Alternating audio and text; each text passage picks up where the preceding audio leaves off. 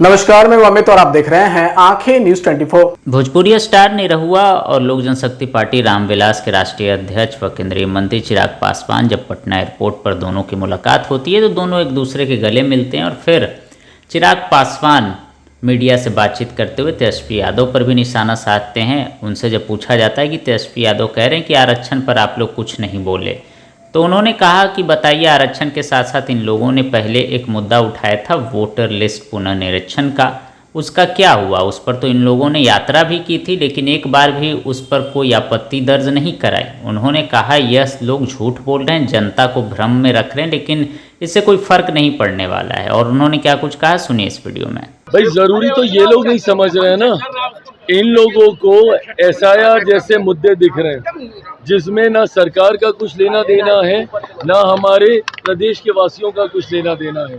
चुनाव हमेशा इन लोगों ने भ्रम फैलाकर लड़ने का काम किया है। आप देखिएगा कि विपक्ष की ये रणनीति का हिस्सा बन गया है कि जब जब चुनाव आएगा तो एक फॉल्स नैरेटिव सेट किया जाता है, भ्रम फैलाया जाता है, डराया जाता है। लोकसभा के वक्त तो बात की थी ना इन लोगों ने आरक्षण की, क्या बोल रहे थे कि आरक्षण समाप्त हो जाएगा, लोकतंत्र की हत्या हो जाएगी, संविधान खत्म कर दिया जाएगा। आज 1.25 साल से ज्यादा होने को आया है मेरी केंद्र की सरकार को बने हुए। आप बताइए, प्रधानमंत्री नरेंद्र मोदी जी के नेतृत्व में किसका आरक्षण छीन लिया गया? कहाँ का संविधान खत्म हुआ या किसकी कहाँ की लोकतंत्र की हत्या कर दी गई? तो बार बार झूठ बोलकर इस बार इन लोगों ने एसआईआर को मुद्दा बनाया, लोगों को डरा रहे हैं कि भैया आपका वोट छीन लिया जाएगा, आपका वोट खत्म कर दिया जाएगा।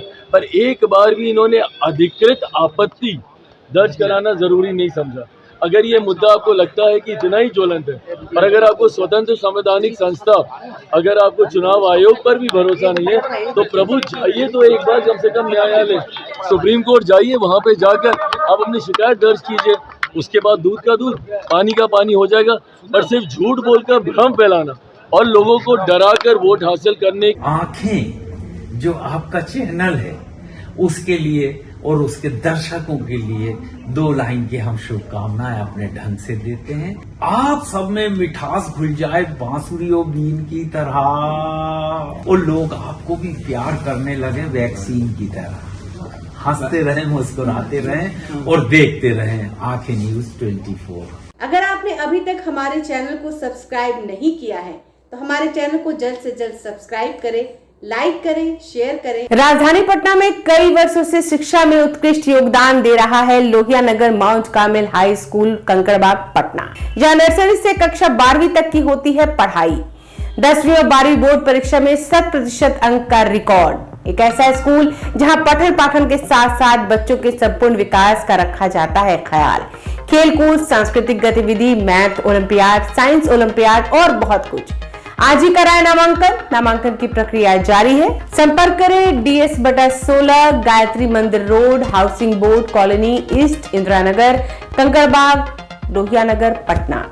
हमारा पिन कोड है 800020। पटना में कई वर्षों से शिक्षा में अहम योगदान दे रहा है Gyansthali high school Alamganj Patna city, जहां 10वीं और 12वीं की बोर्ड परीक्षाओं में 100% अंक प्राप्त कर रहे हैं बच्चे। एक ऐसा स्कूल जहां न केवल होती है पढ़ाई बल्कि साथ ही साथ होती है कल्चरल एक्टिविटी, स्पोर्ट्स एक्टिविटी से जुड़े गेम्स, मैथ ओलंपियाड से लेकर साइंस ओलंपियाड, जहां बच्चों के लिए स्कूल कैंपस अत्याधुनिक सुविधाओं से लैस, छोटे बच्चों के लिए वाहन और ट्रांसपोर्ट की विशेष सुविधा।